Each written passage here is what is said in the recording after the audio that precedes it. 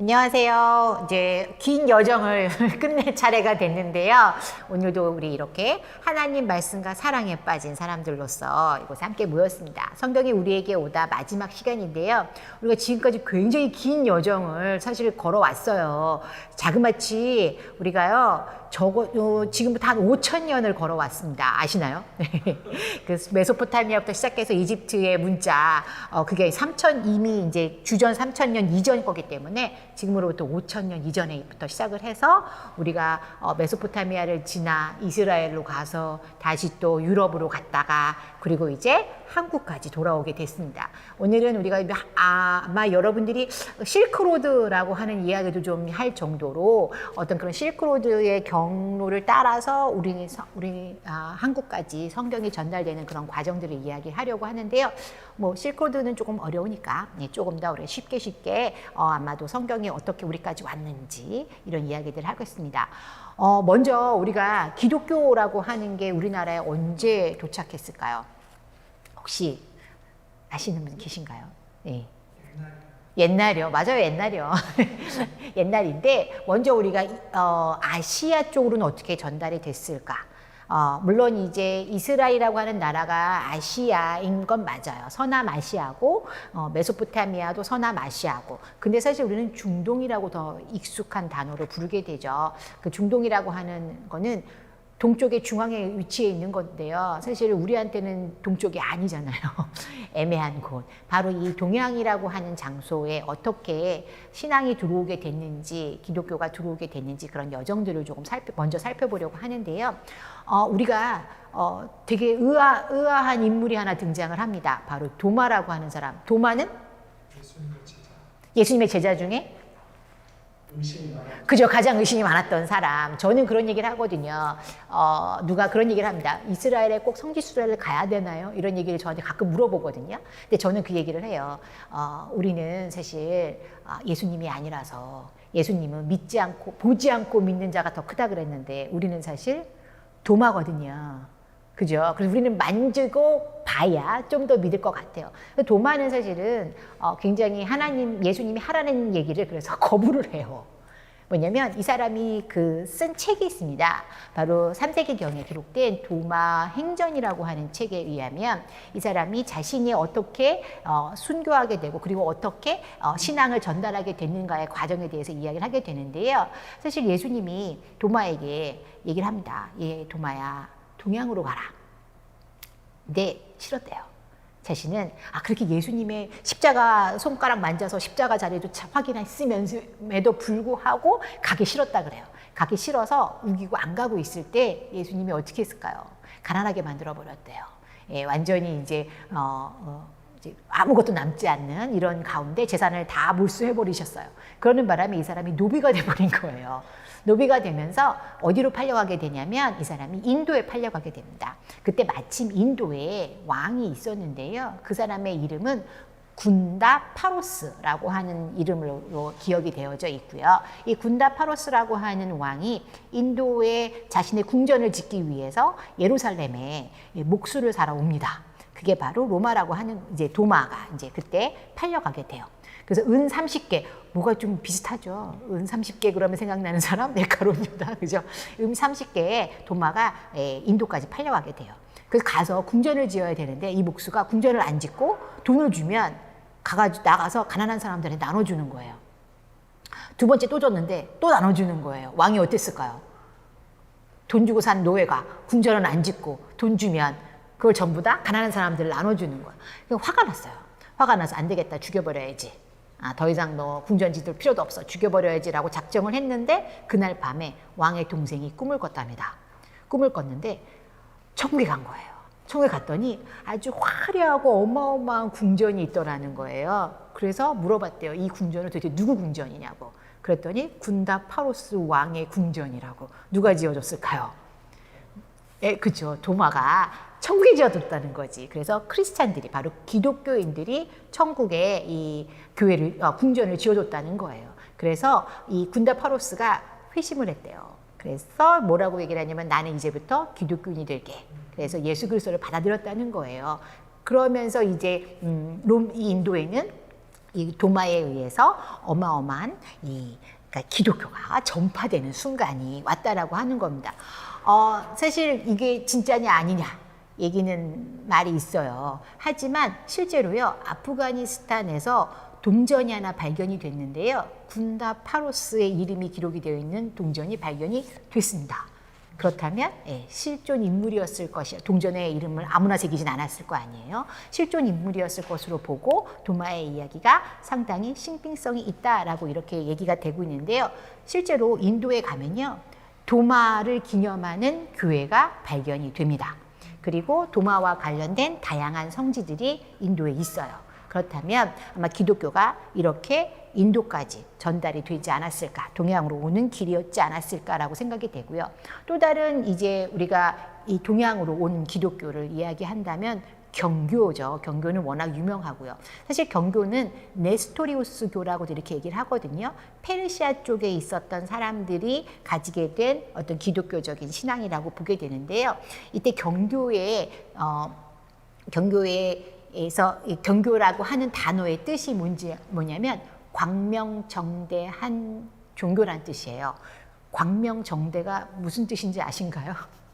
이게 어렵죠. 제가 이거를 적고 있는데 저희 딸이 광명에 있는 동네냐고 이렇게 물어보는데, 광명에 있는 종교야? 이렇게 물어보는데요. 사실은 이제 한자어로 언행이 떳떳하고 정당한 종교래요. 해석이 괜찮죠. 해석이 괜찮습니다. 이 경교는 어디에 도착을 하냐면 바로 중국에 당태종 때 635년에 알로펜이라고 하는 선교사가 이 사람들을 데리고 중국에 도착해서 경교라는 거를 이제 전파를 하게 돼요. 처음에 이 당태종은 굉장히 이 종교를 좋아했다 그래요. 그만큼 광명정대한 종교라고 불렀다라는 거는 그만큼 대단히 의미도 좋고 굉장히 당당하고 뜻도 좋고 다양하게 받아들일 만한 종교다라고 인정을 했다라는 거죠.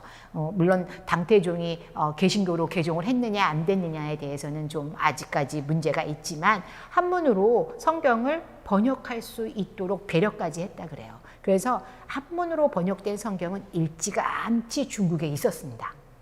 우리나라의 한글 성경은 조금 늦게 있게 됐는데 이미 중국에는 한문 성경이 있었습니다. 우리가 이제 실크로드의 경로에 따르면 중국으로, 인도에서 중국으로 가면서 조금 더 빠르게 기독교가 전파됐던 것으로 보여지고요. 그러면서 이 경교가 조금 문제는 뭐냐면 이 포교를 하다 보니까 중국인들한테 약간의 아부가 좀 필요한 거예요.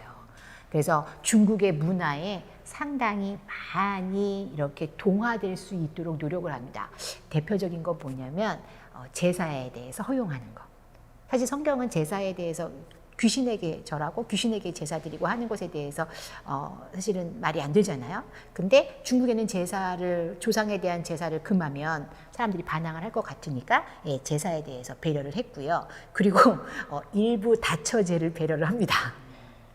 그러면서 상당히 중국화된 종교가 경교예요. 그래서 네스토리우스, 처음에는 이제 페르시아 쪽에 네스토리우스가 전파된 건 맞는데 점차 중국에 맞는 종교로 변한 게 경교고요. 근데 그나마도 오래 못 가요. 오래 못 가게 된 이유가 뭐냐면 그 이후에 회창멸법, 좀 어려운 법인데, 회창멸법은 외래 종교들을 다 탄압하겠다라고 하는 것을 이 무종이라고 하는 사람이 선포를 하게 되거든요. 왜냐하면 이 사람은 도교 신자였어요. 그러다 보니까 다른 종교가 흥한 걸 꼴보기 싫은 거죠. 그래서 다 탄압을 하게 됩니다. 당연히 신앙인들이 어떻게 했을까요? 다 다른 곳으로 도망을 갔겠죠. 똑같은 일이 벌어져요. 유럽에서 신앙인들이 도망갔던 것처럼 박해를 받게 되니까 이 중국에 있었던 신앙인들이 도망을 가게 되는데요. 이 경교가 그래서 그런지 어디에까지 도착을 하냐면 일본의 기록에 의하면 783년에 당나라 사람 황보가 경교 선교사 밀리스와 동반하여 천황을 만났다라고 하는 글이 발견이 되고요. 그래서 일본에는 일찌감치 경교가 왔던 것으로 보여지는데요. 일본은 조금 다른 환경이 뭐냐면 일본은 다신을 섬기는 나라예요. 지금도 다신을 섬기고요. 일본은 유대교도 종교로 받아들인 나라입니다. 그러니까 종교의 하나. 그러니까 유일신이나 이런 게 아니고요. 경교도 마찬가지였던 거로 보이는 게 뭐냐면 유일신의 개념보다는 종교의 그 중에 하나. 신 중에 하나로 받아들였던 것으로 보여지고요. 지금도 신 중에 하나로요. 신기하게도 일본에는 피가 섞이지 않은 유대 교인들이 있어요. 유대인은 유대인인데 피로 유대인이 아니라 종교로 유대인이 있어요. 예, 특이하죠. 근데 하나님을 유일신이라고 섬기는 게 아니라 여러 신들 중에 한 신이라고 섬기는 그런 사람들이 있습니다. 그러니까 그만큼 어떤 이제 경교가 여기에도 일찌감치 도착을 했는데, 근데 그 중간에 있는 나라, 우리나라, 그죠? 이 땅에 한반도에 경고가 그냥 지나갔을까요? 안 지나갔을 확률이 높죠. 당시에 우리나라에는 통일신라가 있었고요. 아마도 통일신라 때에 경교를 접하지 않았을까 그런 생각을 하거든요. 왜냐하면 통일신라 시대 때 뭐가 발견이 되냐면요. 유리 그릇이 발견이 돼요. 근데 그 유리 그릇이요. 어디서 만들어진 유리 그릇이냐면 저쪽에 인도를 넘어 이 로마나 그리스 쪽에서 만들어진 유리 그릇이 발견이 되거든요. 그 얘기는 뭘까요? 그만큼 그 실크로드로 쭉 와서 이 통일신라까지 도착을 했을 거라는 무역과 어떤 교류가 있었을 거라고 생각을 했을 때 아마 그 당시에 경교에 대한 소문을 듣지 않았을까. 하지만 아마 그 신앙으로 믿진 않았던 것으로 보여져요. 왜냐하면 깊이 뿌리박지 못했기 때문에. 실제로 경주에 1956년에 경주에서 뭐가 발견이 되냐면 석재 모양의 십자가와 이 돌 모양의 십자가가 발견이 되고요. 지금 보시는 이 마리아 관음상이라고 이야기되는 건데요. 지금 자세히 보시면 보통 우리가 불상은 부처님 하나만 서 있잖아요. 근데 자세히 좀 봐보세요. 앞에 아이가 하나 있고요. 뒤에 여인이 아이를 감싸고 있어요. 뭐가 상상이 되시나요? 그죠? 마리아와 예수 그리스도, 이제 아기 예수, 이런 모습이 좀 상상이 되잖아요. 그래서 어쩌면 이것이 경교의 어떤 흔적이 아닐까라고 이렇게 보시는 분들이 굉장히 많고요. 그래서 주로 이 경주 쪽이나 지방에 뭐 작은 무슨 십자가 모양이라든가 작은 히브리어 모양이라든가 이런 게 발견되면 저한테 전화가 와요. 혹시 이게 기독교의 전파의 어떤 흔적이 아니냐, 고고학적으로 고증을 좀 해달라 말씀을 하시는데 잘 모르겠어요. 어느 정도까지를 저희가 봐야 되는지는 아직까지는 이제 밝힐 수는 없는 것 같고요. 어쨌든 그래도 영향을 안 받은 건 아닐 거라고 생각이 되고요. 왜냐면 네네. 그럼 혹시 이게 관련해서 기록으로 남겨진 것들은 혹시 없나요? 기록 물체들 말고. 없으니까 이제 문제가 되죠. 예, 없어서 지금은 이렇게 이런 글귀들이나 이런 게 좀 있으면 좋은데 이런 고고학적인 어떤 작은 물건들은 조금 있는데 주로 이제 십자가 모양 이런 것들. 그래서 어떤 분들은 그런 얘기를 합니다. 아마 상류층이 아니라 일반 이제 글을 잘 모르는 사람들이 받아들인 게 아닐까. 그랬기 때문에 글을 남길 수 없는 층이 썼기 때문에 그런 게 아닌가라는 그런 얘기도 사실은 하고 있어요. 근데 재밌는 게 뭐냐면 기독교가 항상 좀 하급층이라고 하는 사람들에게 먼저 이제 보급이 되고 이제 배포가 되기 때문에 그런 이야기들도 상당히 일리는 있을 거라고 보여집니다. 그런데 그래도 아까 말씀하신 것처럼 기록에 남겨져 있는 것들이 이제 발견이 되는데요. 첫 번째로 이제 기록에 남겨져 있는 건 그 유명한 소현세자입니다. 드라마의 주인공으로 굉장히 유명하죠. 참 안타까운 삶을 살았던 이 소현세자. 사실 소현세자는 병자호란 이후에 인질로 북경에 가게 되는데 북경에 보낸 이유가 뭘까요? 인조가 아버지가 아들을 질투를 했다 그러죠. 시기 질투를 했다 그래요. 왜냐면 인조가 보니까 아들이 너무 똑똑한 거야. 그래서 이제 아버지에 넘어설 만한 아들이었기 때문에 사실 소현세자에 대한 두려움이 있었다 그럽니다. 특히 해서 소현세자는 더구나 이 북경에 인질로 가게 되면서요. 거기서 누구를 만나냐면 아담 샬이라고 하는 예수의 신부를 만나게 돼요. 그래서 거기서 그가 사실은 그 기독교에 접근을 하게 되는 겁니다. 그래서 이때 아담 샬이 되게 다양한 이 서적들을 선물을 하게 되거든요. 특히 천문이나 역산 이런 이제 수학에 관련된 책이나 이런 그 서양의 책들을 많이 선물을 하게 되고 과학 기물들을 이제 선물을 하게 돼요. 어떤 것까지 선물을 하냐면 성경도 한문으로 적혀져 있는 성경도 줬는데 소현세자가 거부를 해요. 성경은 안 받겠다. 다른 건 다 봤는데 성경은 안 받겠다. 그러면서 아담 샬이 뭐라고 얘기했냐면 이 중국에도 선교사들이 와서 이렇게 정치를 도와주는데 조선도 우리를 좀 오게 해달라. 그 얘기를 합니다. 그런데 소현세자가 안타깝게도 뭐 돌아온 지 얼마 안 돼서 바로 죽습니다. 뭐 역사에 의하면 인조가 독살을 했을지도 모른다 이런 드라마에 보면 굉장히 잘 나오는 얘기죠. 그래서 소현세자가 죽으면서 만약에 소현세자가 안 죽었다면 비록 카톨릭이긴 하겠지만 일찌감치 우리가 기독교를 접할 수 있지 않았을까 이런 생각을 하게 되는데 안타깝게도 조선의 이 선교에 대한 계획은 무산이 되고 맙니다. 그런데 다행히도요. 이 이후에 조선시대에는 많은 학자들이 중국 땅에 가게 되거든요. 그래서 아마 학교 다니실 때 배웠을 거예요. 서학의 유입. 그죠? 굉장히 유명한 사람 중에는 정두원, 이명, 홍대영 이런 사람들이 서학파라고 하는 걸 설립을 하게 돼요. 이 사람들은 주로 그 중국 땅에 가서 이 역관으로, 그러니까 번역을 주로 하는 사람들 혹은 이제 통역을 하는 이런 사람들이 주로 많이 이 서학을 접하게 되면서, 그러니까 서학이라고 하는 게 서양 학문이에요. 뭐 다른 게 아니라. 근데 가서 이 사람들이 서양 서적들, 특히 세계 지도, 그 다음에 이 당시에 보면 여러분들이 혹시 정조에 관련된 이런 영화나 보시면 정조가 안경을 끼고 있는 경우가 가끔 있거든요. 굉장히 고증이 잘 된 거예요. 왜냐하면 이때 안경이 들어와요. 이미 안경이라는 것도 들어오고 그 다음에 망원경 이런 것들이 들어오기 시작하거든요. 그러면서 사실 서학을 종교로 받아들이는 게 아니고요. 그러니까 신학을 혹은 성경을 종교로 받아들이는 것이 아니라 학문으로 좀 받아들여요. 그러면서 우리나라에는 실용적인 학문이다. 서학은. 그래서 실학이라는 게 이제 만들어지고요. 그러면서 이 실학에 대해서 연구를 하게 되면서요. 사람들이 지금 보시는 것처럼 그 당시에 이미 모여서 성경을 연구하는 사람들이 생겨납니다. 그래서 이 성경을 연구하는 사람들이 아주 적극적으로 수용한 사람이 이익이라고 하는 사람이 굉장히 적극적으로 수용하면서 성경을 배포를 하게 되고요. 특히 권철신, 권일신, 누가 봐도 형제죠. 그 다음에 정약용, 정약전, 정약종 누가 봐도 형제입니다. 그죠?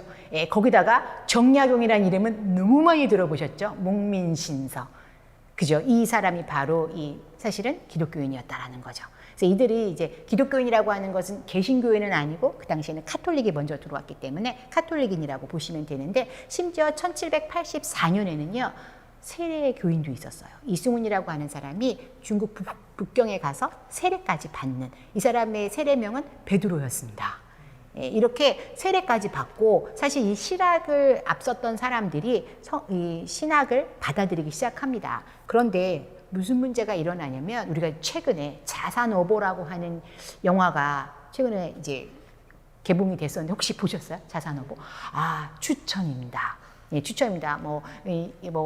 영화 자체가 극백으로 만들어져서 좀 약간 지루할 것 같은데 굉장히 괜찮았던 영화인 게 뭐냐면, 첫 장면에 지금 보시는 이 장면이 등장합니다. 조금 전에 우리가 이야기했던 세 명의 누가 봐도 형제. 우리는 정약용만 잘 아시거든요. 근데 정약용에게는 형이 세 명이 있었어요. 정약용이 넷째 아들이거든요. 그 맨 꼭대기에 있는 형은 별로 유명하지 않고요. 지금 보시면 정약전, 정약종 이 두 형이 있는데요. 특히 이 정약종이라고 하는 사람은 신앙이 너무 좋아서 박해받다가 순교한 사람 중에 하나입니다. 이 집안 자체가. 그리고 정약전과 정약용도 역시 박해를 받았어요. 신앙인이었기 때문에. 근데 사실은 이 정약용이나 정약전 이 형제들이 또 천재가 등장해요. 정약용 천재인 거 뭐 누구나 다 아니까. 정약용은 너무나도 뛰어났기 때문에 정조가 그렇게 사랑했던 사람들입니다. 정조가 이들을 너무 사랑했는데, 정조도 뭐 사실은 암살당했을지도 모른다 이런 얘기가 있잖아요. 정조의 반대파들이 바로 이 정씨들 형제들을 너무 싫어한 거예요. 그래서 정조가 죽고 나서 바로 이 을사년 이후에 이 카톨릭에 대한 박해가 시작이 되거든요. 그러면서 실학을 하는 사람들 혹은 서학자들, 실학자들 이런 사람들이 박해를 받게 되면서 이 집안이 박해를 받는데요. 그래서 정약용의 이 목민신서를 잘 읽어보시면 백성에 대한 이야기, 그것이 바로 그가 받아들였던 카톨릭에 관련된 이야기와 관련이 있다라고 하는 거예요. 왜냐하면 백성에 대한 사랑.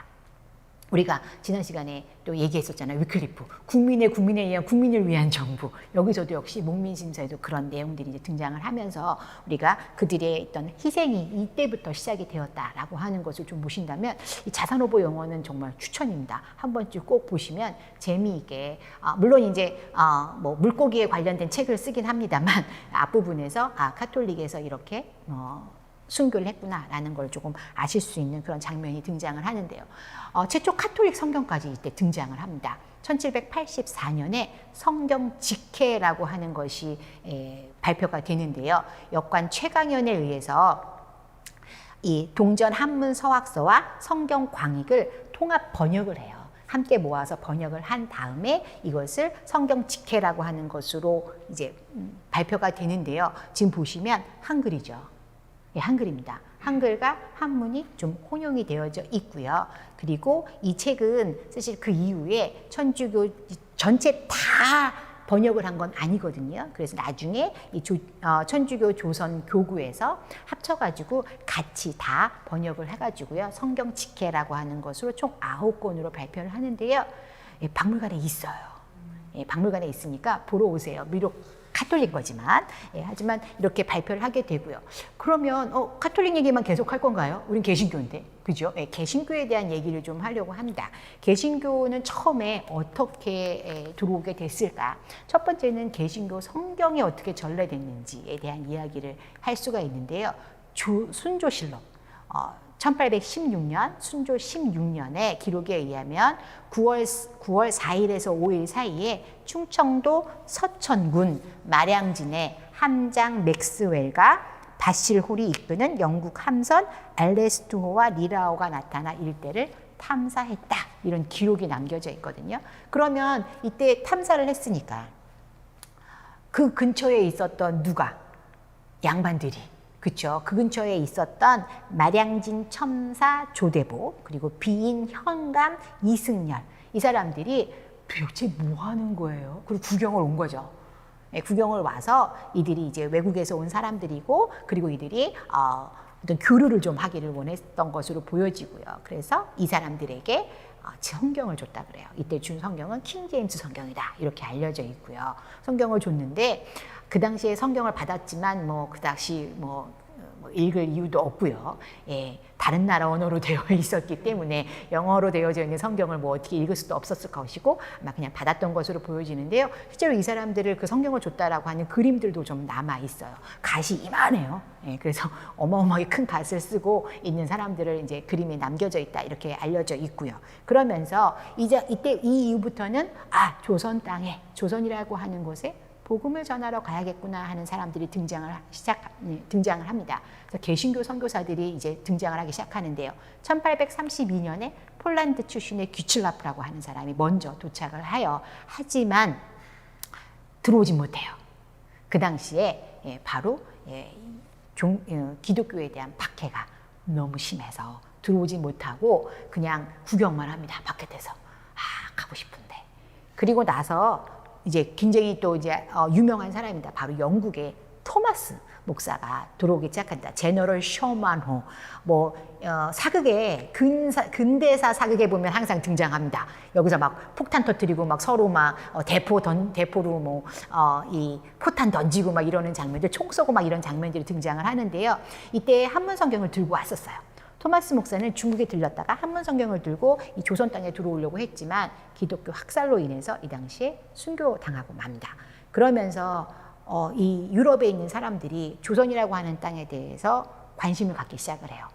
조선 땅에 가서 선교를 해야 되는구나. 토마스 목사님의 이 죽음은 특히 우리가 존 로스라고 하는 사람에게 굉장히 큰 영향을 끼치게 됩니다. 존 로스는 사실 영국 사람으로 이렇게 알고 계시는 분들이 많은데요. 이 사람은 스코틀랜드 사람이에요. 스코틀랜드 사람으로서요. 영국이나 스코틀랜드나 그게 아니야. 이렇게 얘기하시는 분이 많아요. 예, 지금은 그게 그거예요. 그죠? 예, 영국이 있고 영국에는 또 스코틀랜드가 있고 아일랜드가 있고 다 하나라고 생각을 하시는데 사실은 얘네들이 다 다른 나라들이었어요. 예, 잉글랜드와 그다음에 스코틀랜드와 그다음에 아일랜드 다 랜드가 세네 랜드가 다르죠. 그래서 영국이 다 섭렵을 하게 된 거고요. 제가 지난 시간에도 스코틀랜드의 왕이 영국의 왕이 되고 이런 얘기를 좀 했고 제임스 1세 겸 6세 이런 얘기를 했는데 좀 복잡한 이제 영국의 역사 속에서 스코틀랜드 사람들은 나름대로 자신들의 언어가 있었어요. 지금도 살짝 다른 언어를 합니다. 그게 바로 게일어라고 얘기를 하는데요. 여러분들이 혹시 이런 영국 영화를 보시면 그 런던 중심에 살고 있는 영어를 하는 사람들이 있고요. 지방에 영어를 하는 사람들이 있어요. 못 알아듣습니다. 제 기억에도 뭐가 있냐면 제가 이스라엘에서 빌리 엘리엇이라는 영화를 봤는데요. 빌리 엘리엇은 영국에서도 저기 그 시골에 광산촌에 그 아이가 발레를 하고 싶어 해요. 남자아이가. 이런 이야기를 하는데 거기에 영어가 아니에요. 영어는 영어인데 영어가 아니에요. 발음도 굉장히 세고 사투리도 그런 사투리가 없어요. 왜냐하면 이게 섞여 있어서 그래요. 옛날 그 언어하고 섞여 있어서. 그래서 이게 굉장히 어려운 영어를 사용하는 것처럼 보이거든요. 그리고 되게 재밌는 건 뭐냐면 제가 미국인 친구하고 저하고 둘이 빌리 엘리엇을 같이 봤는데요. 미국인 친구가 그 영어를 못 알아들어서 제가 히브리어 자막을 읽고 번역을 해줬어요. 예, 굉장히 이 영국에서도 이 언어가 조금씩 달랐다라고 하는 건데요. 이 스코틀랜드는 게일어라는 걸 사용을 했고 학교 다니기 전까지는 이 사람은 게일어밖에 몰랐어요. 그러다가 학교에 갔더니 영어를 가르치더라는 거예요. 그래서 영어를 배웠어요. 그래서 좋았던 게 뭐냐면 이 사람은 언어에 대한 두려움이 없었대요. 예, 어렸을 때. 그래서 우리가 언어에 대한 두려움을 없애시려면 열심히 어렸을 때부터 그래서 지금 아직 안 늦었습니다. 제가 지난번에도 얘기했죠. 예수님은 3개 국어 했다고. 예수님 닮으시려면 저희는 3개 국어를 해야 된다는 사실. 그래서 어렸을 때부터 이 영어를 접하다 보니까 언어에 대한 두려움이 없었대요. 그런 상태에서 이 사람이 신학교를 가게 되고요. 사실 이 사람은 양봉업자의 아들이었기 때문에 원래 그 근대사도 그렇고 고대사도 그렇지만 보통 아버지의 직업이 아들의 직업이 되는 경우가 많잖아요. 그런데 이 사람은 신학교를 가게 돼요. 그러면서 이 사람이 이 토마스 목사에게 굉장히 영향을 받으면서 그는 중국에 가서 나도 선교를 해야지 라고 생각을 해서 중국에 갑니다. 중국에 가서 이 사람이 가자마자 지금 보세요. 1872년에 갔는데요. 1873년에 이미 중국어로 설교가 가능했답니다. 또 다른 천재가 나왔습니다. 왜 이렇게 세상엔 천재가 많은가요? 그죠? 그래서 이 천재가 중국어로 설교를 가능하게 되고요. 그리고 나서 이 사람은 조선이라고 하는 나라에 관심을, 토마스 선교사 때문에 관심을 굉장히 많이 갖게 되면서 당시 상인 백홍준이라고 하는 사람의 아버지가 이 중국에 와 있었어요. 이 백홍준도 이제 나중에 중요한 사람으로 등장하게 되는데 이 백홍준의 아버지에게 한국어를 배웁니다. 그리고 한국어를 배워서 이 사람에게 무엇을 주냐면 한문 신약 성경과요. 그리고 훈아진언이라는 것을 건네주는데 이 훈아진언은 뭐냐면 아이를 위한 성경 주석이에요. 야, 당시에 아이를 위한 책을 우리나라는 먼저 받았다는 거예요. 그죠? 굉장히 의미가 좀 있지 않나요? 아이들에게 성경을 가르치는 것이 얼마나 중요했을까라고 하는 게 이런 것을 통해서도 좀 알 수 있는데요. 이렇게 훈화진언을 건네주고 나서 이 사람은 어디로 가게 되냐면 고려문이라고 하는 장소에 가게 됩니다. 고려문은 지금 보시는 것처럼 중국 땅이에요. 그런데 의주와 가깝고요. 이 고려문은 사실은 문이라고 이렇게 알려져 있습니다. 조선과 청나라가 교류를 할 수 있는 통로라서 이 문이라고 처음에는 알려져 있었는데 아마도 고려문은 한국인들이 가서 그 당시엔 조선인들이 가서 살고 있는 고려 출신 사람들이 살고 있는 동네를 고려문이라고 부른 건 아닐까라고 보여지는데 의주 출신의 상인들이 이 고려문에 가서 많이 살고 있었어요. 당시 상인이라고 하는 것은 중산층이었고요. 그리고 글도 좀 알았고 특히 한글을 좀 알았고요. 한글이라고 하는 게 이제 굉장히 또 우리 한 번 더 얘기해야 되는 게 뭐냐면 세종대왕이 한글을 만들었을 때 모든 사람들이 좋아했을까요? 안 좋아했다라는 건 다들 이제 학교 다니면서 배웠고 뭐 드라마 속에서도 많이 보는 장면이죠. 왜 싫어했을까요? 기득권이 갖고 있던 걸 빼앗기게 되니까. 그렇죠. 예, 똑같습니다. 우리가 지난 시간에 유럽에서도 기득권이 갖고 있는 언어, 기득권이 갖고 있는 성경에 대해서 얘기를 했는데요. 마찬가지예요. 세종대왕이 한자가 아닌 한글이라고 하는 걸 만듦으로 인해서 너무 쉽게 이 일반인들이 글을 알게 되는 것에 반대했잖아요. 그러다 보니까 세종대왕이 돌아가신 다음부터는 한글이 언문이라고 얘기를 하면서 말로만 전해지는 말이라는 거죠. 그러면서 양반들보다는 여인들이나 아니면 하급 사람들이 아는 언어처럼 이렇게 사용이 됐고요. 중산층들은 이 한글을 굉장히 많이 접했다라 그래요. 그런데 이 사람들은 다행히도 한문도 좀 알고요.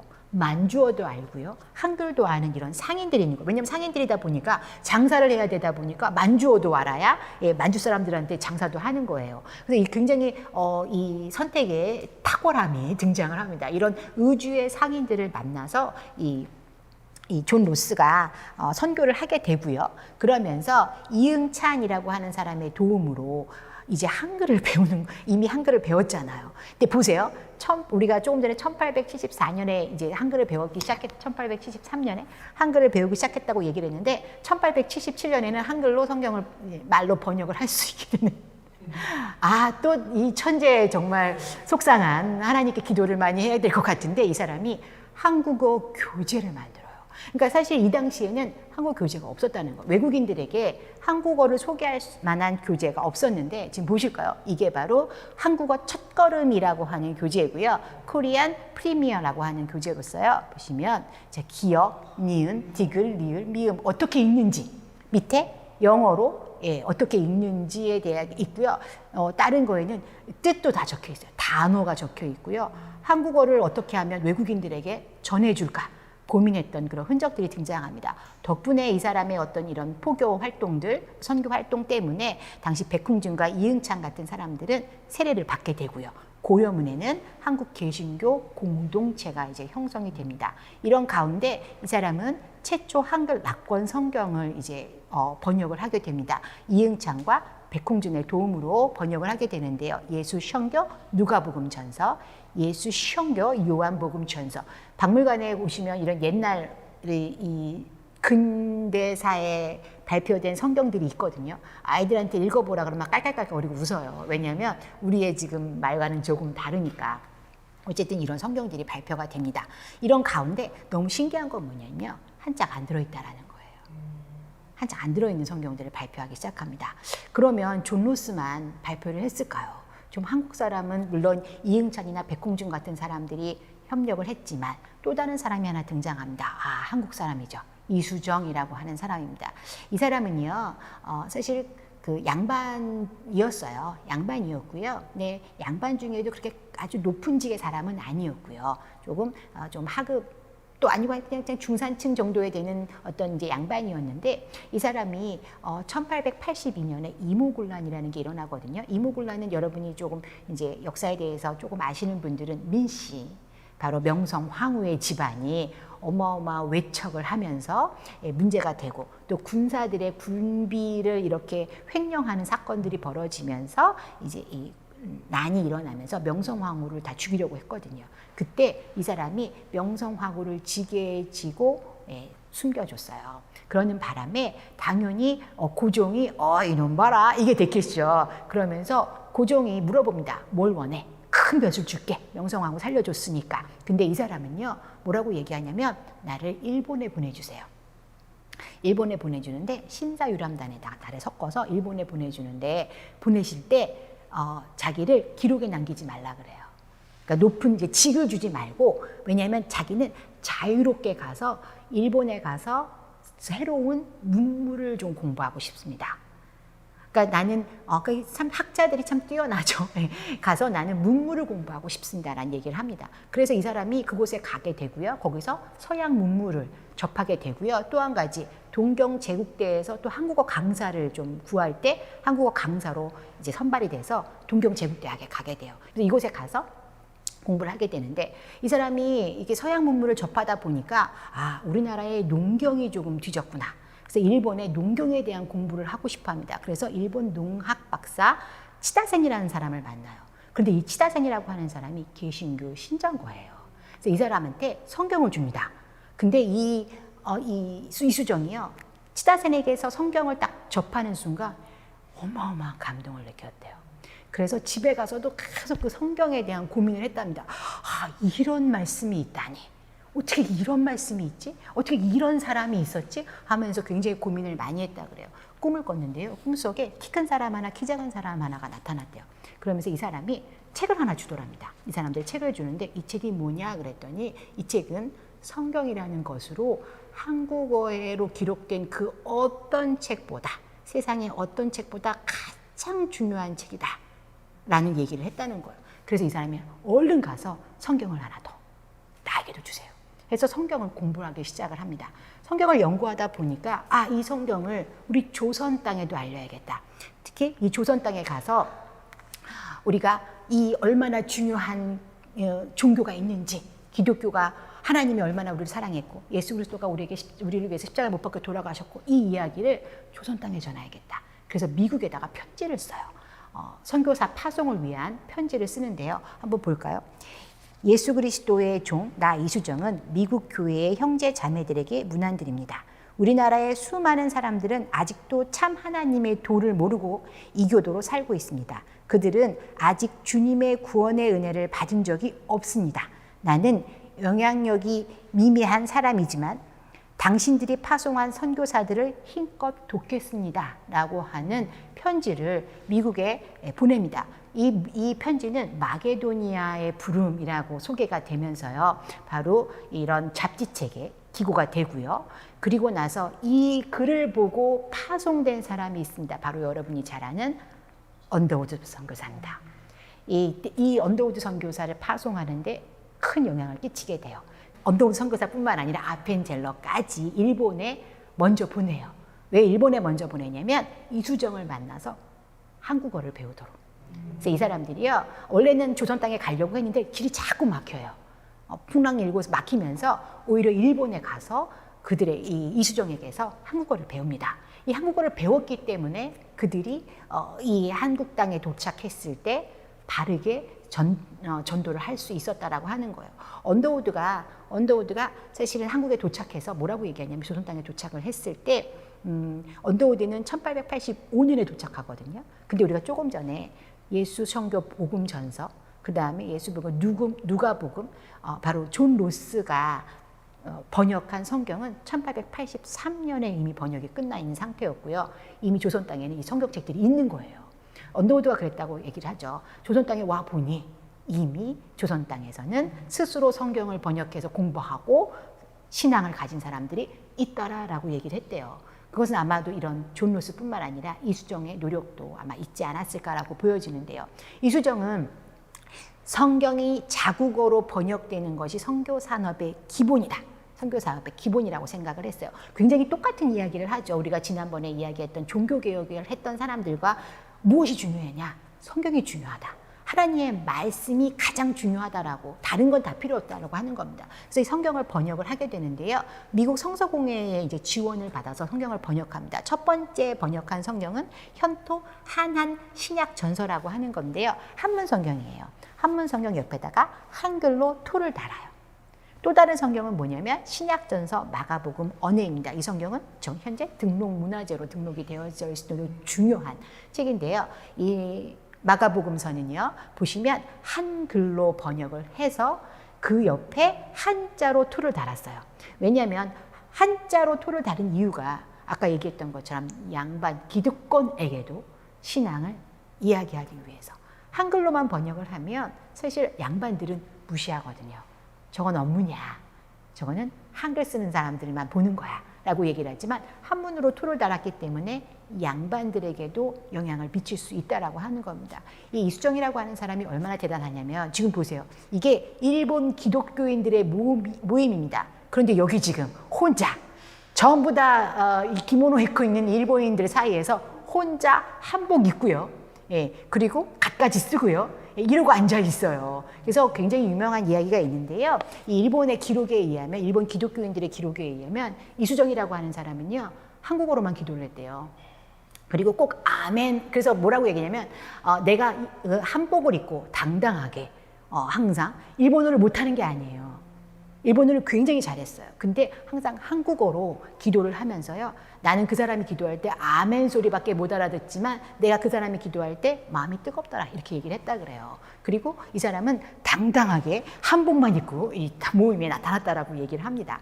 그리고 이 사람이 이 영향을 굉장히 많이 끼칩니다. 특히 우리 근대사에서 괴아파라고 하는 사람들, 서재필, 김옥균 이런 사람들에게 이 개신교 교리를 전파하게 됩니다. 그리고 이 사람들이 영향을 끼쳤다라고 생각을 해서 조선 땅에 돌아가요. 돌아갔을 때에 이 개아파에 대해서 적대시하던 사람들에 의해서 순교를 당하게 됩니다.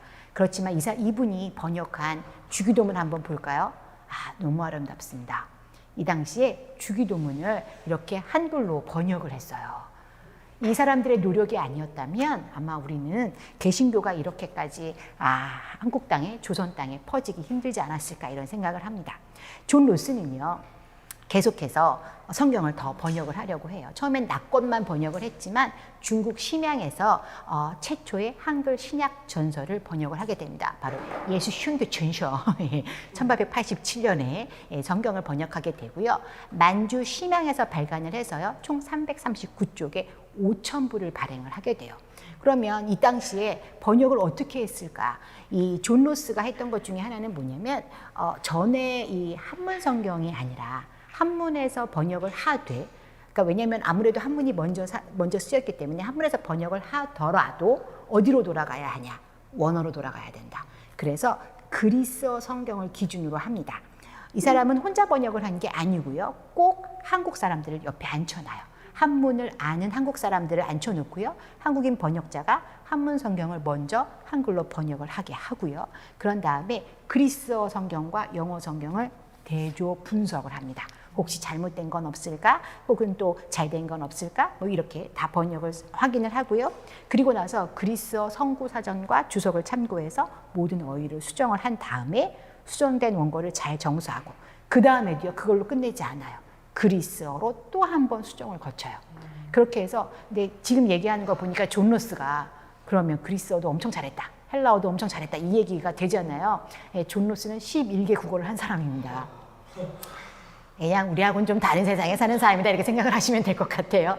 어쨌든 이 사람이 그래서 성경을 다 이렇게 번역을 다 해서 발표를 하게 되거든요. 근데 재밌는 거는 이 사람이 이때에 번역된 용어들이요, 지금까지 우리가 사용하는 용어들이 굉장히 많아요. 첫 번째 용어는 하나님이라고 하는 용어입니다. 처음에 이 한문으로는요, 하나님이 아니라 상제예요.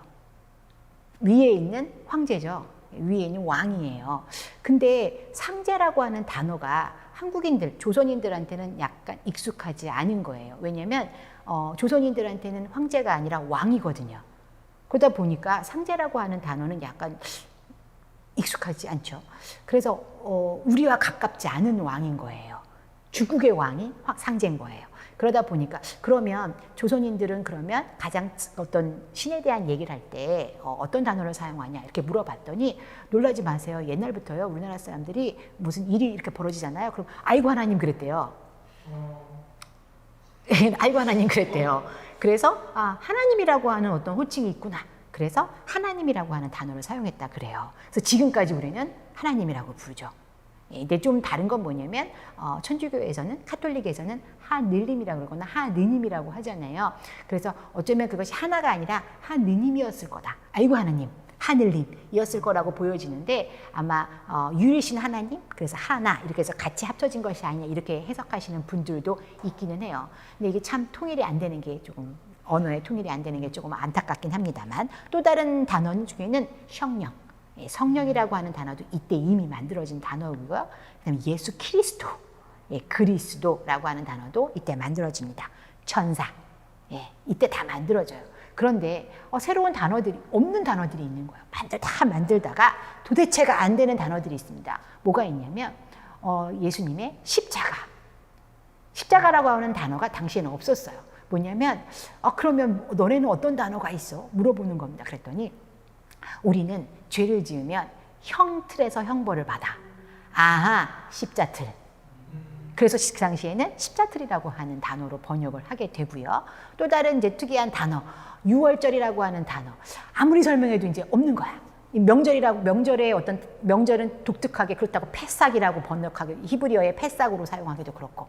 그래서 뭐가 좋냐? 한자로는 이미 유월절이라고 하는 단어가 있었는데 너네한테는 어떤 유월절이라고 하는 게 어렵다는 거야. 한자 뜻이기 때문에. 그래서 넘어가는 절. 천사가 넘어갔잖아요. 그래서 넘넌절 이렇게 번역을 합니다. 또 다른 아주 어려운 단어가 뭐가 있냐면 빌라도를 칭하는 단어. 당시에는요, 아직, 지금 연도가 1887년이잖아요. 아직 일본이 우리나라를 통치할 때가 아니에요. 그러다 보니까 총독이라고 하는 단어가 아직 없었어요. 그래서 사또라고 불렀습니다. 사또.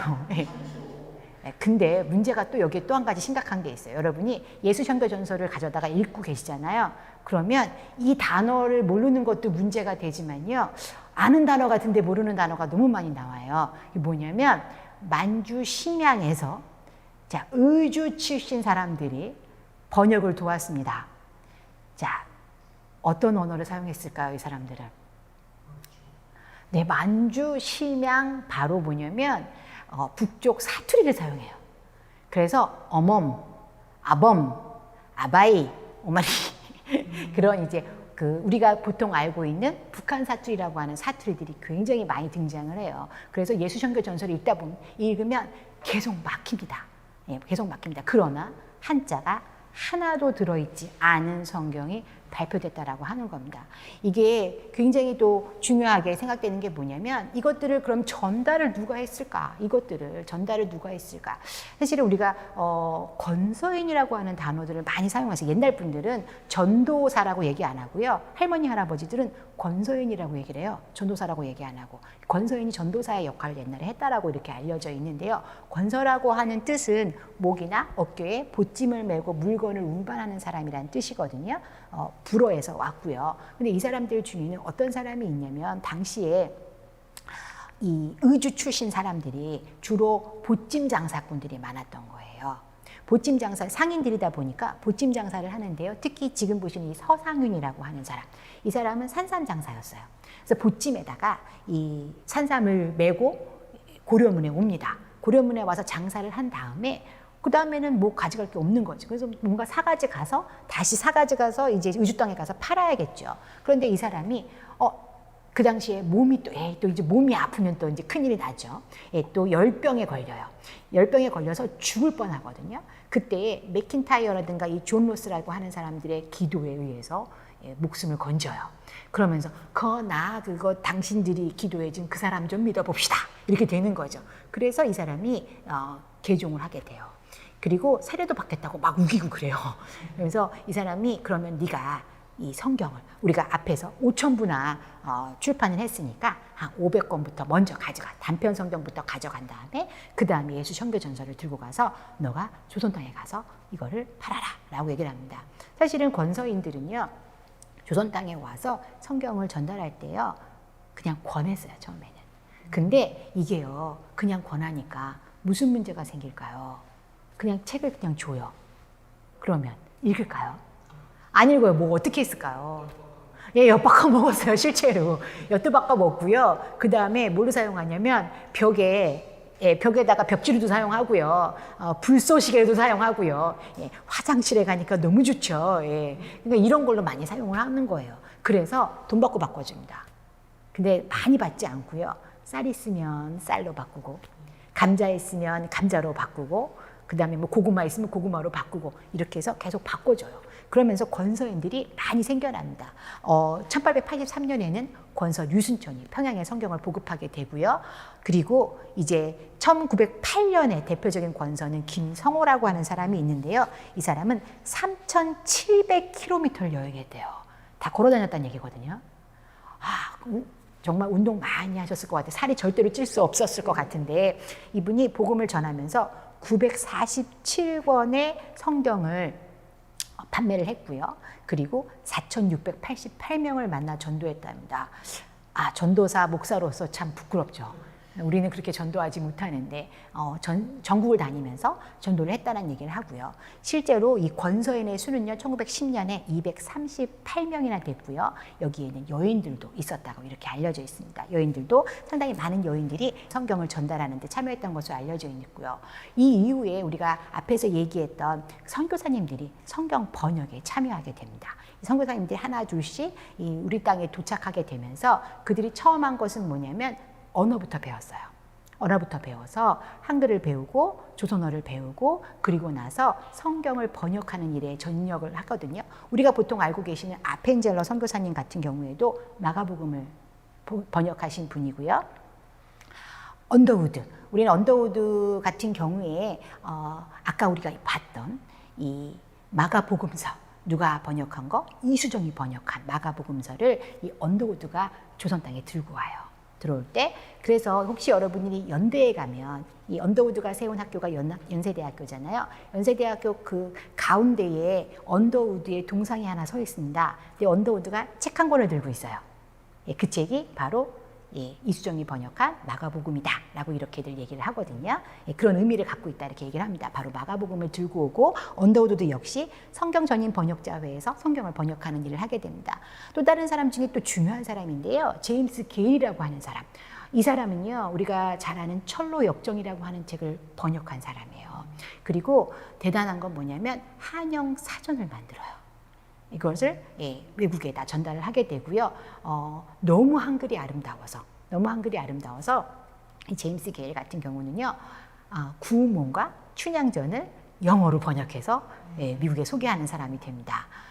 사실 존 로스 같은 경우도 뭐라고 얘기를 하냐면 한글의 알파벳은 30분 만에 배울 수 있는 것으로 한번 표현하기 시작하면 너무나도 아름다운 표현을 사용할 수 있다라고까지 얘기를 하거든요. 이게 성경 전인 번역자의 모든 선교사님이 다 그 얘기를 합니다.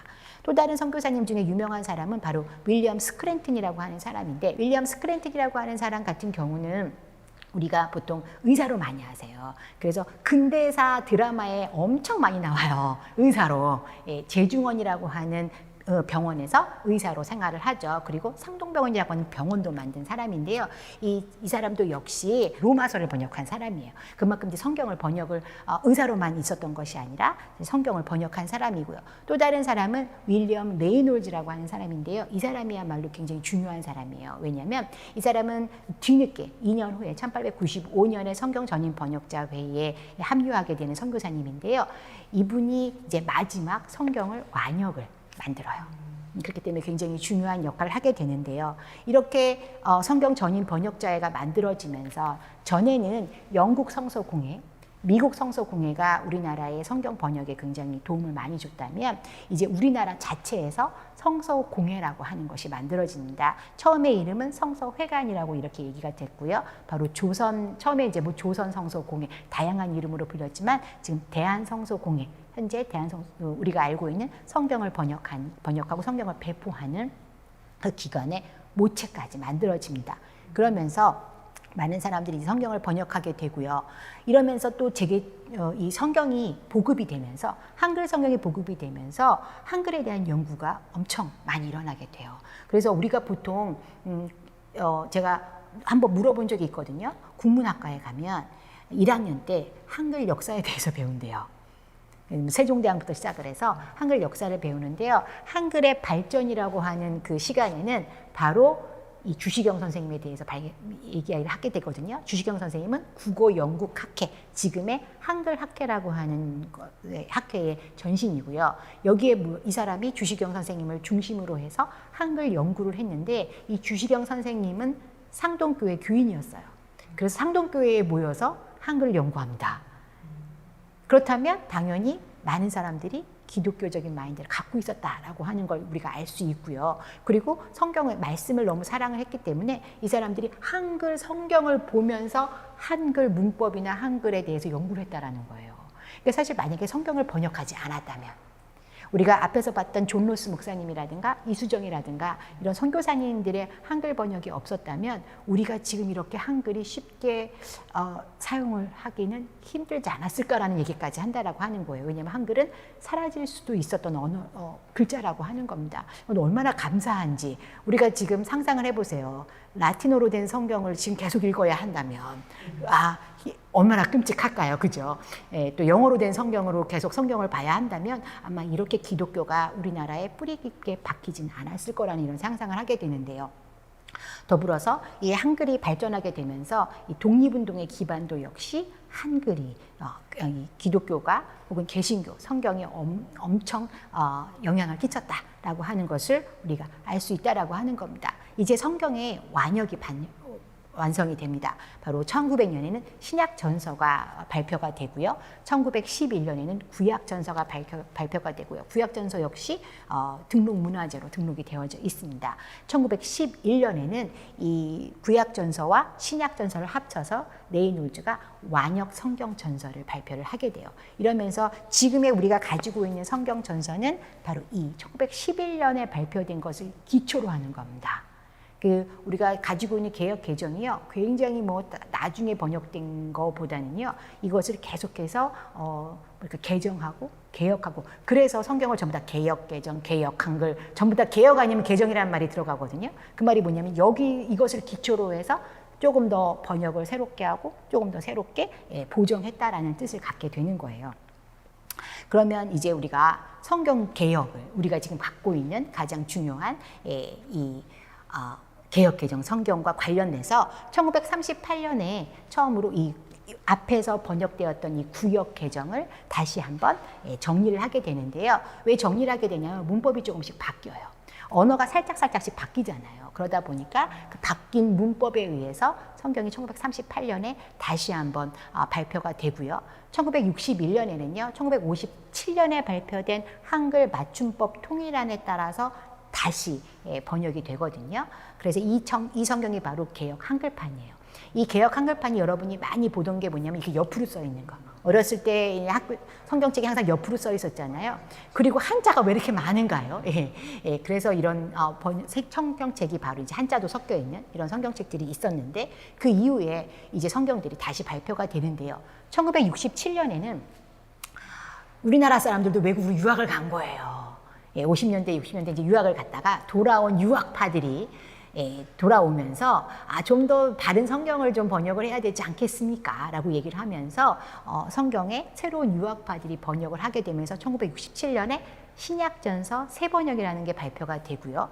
1977년에는요, 공동번역 성서라는 게 발표가 되는데, 이 공동번역 성서는 개신교하고 카톨릭이 함께 번역을 하는 겁니다.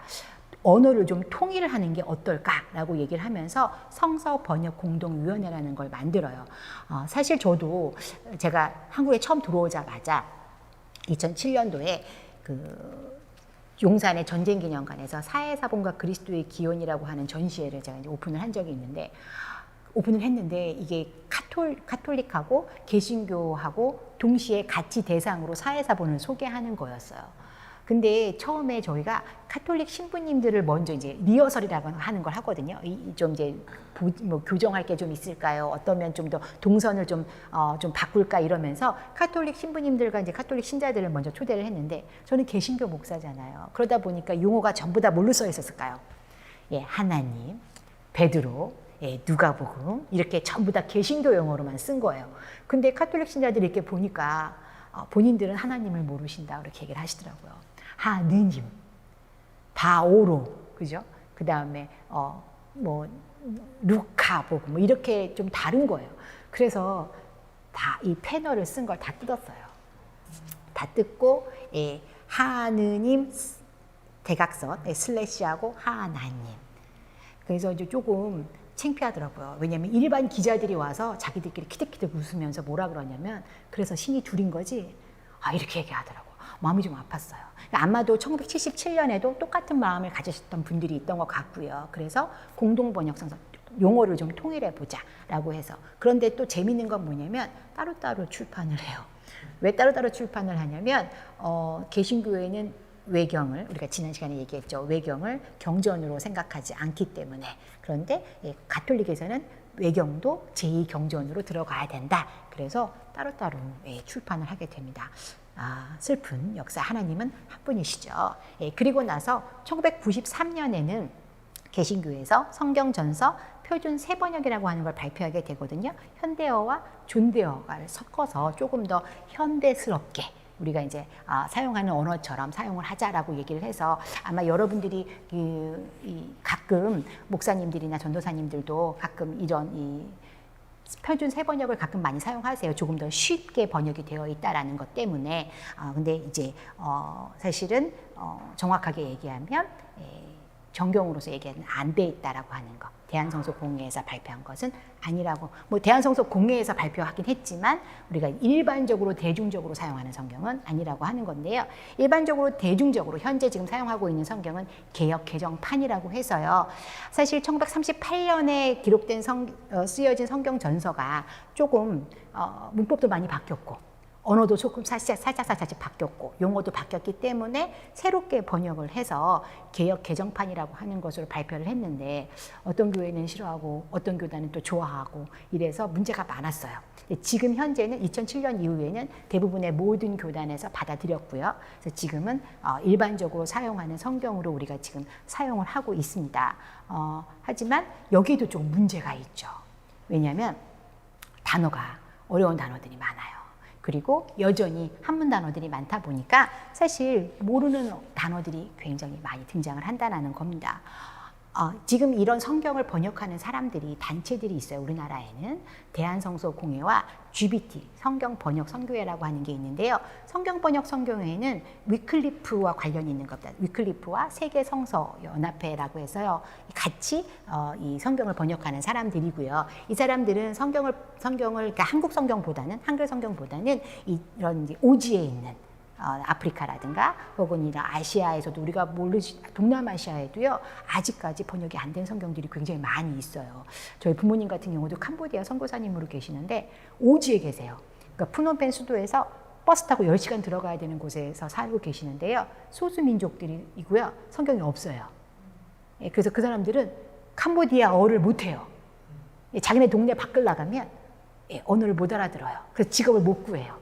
굉장히 특이하죠. 아직도 그런 사람들이 있습니다. 그래서 이런 사람들을 위해 성경을 번역하는 사람들을 성경 번역 선교회라고 얘기하고요. 지금 우리가 가지고 있는 성경은 대한성서공회에서 공식적으로 발표한 성경들을 우리가 지금 가지고 있는데요.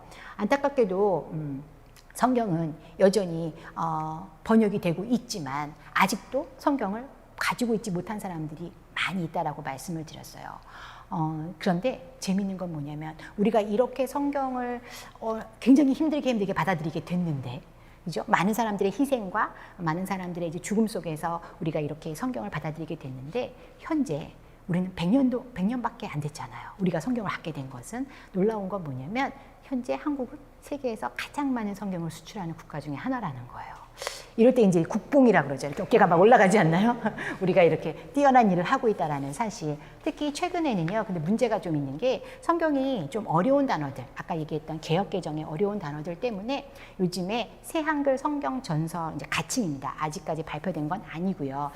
대한성서공회에서 조금 더 현대인을 위한, 좀 더 젊은 사람들을 위한 성경을 지금 온라인으로 할 수 있는 거, 전화기라든가 그 다음에 타블렛, 컴퓨터 등에 익숙한 세대들을 위한 성경을 지금 다시 번역을 하고 있어요. 그래서 히브리어 좀 한다는 사람들, 그 다음에 헬라어 좀 한다는 사람들, 저도 히브리어 좀 한다는 사람 중에 하나로서 지금 새한글 성경 전서의 번역위원으로 있거든요. 히브리어에서 직접 한글로 번역을 하는데 저희는 어떤 단어를 사용하냐면 왕이란 단어를 안 사용해요.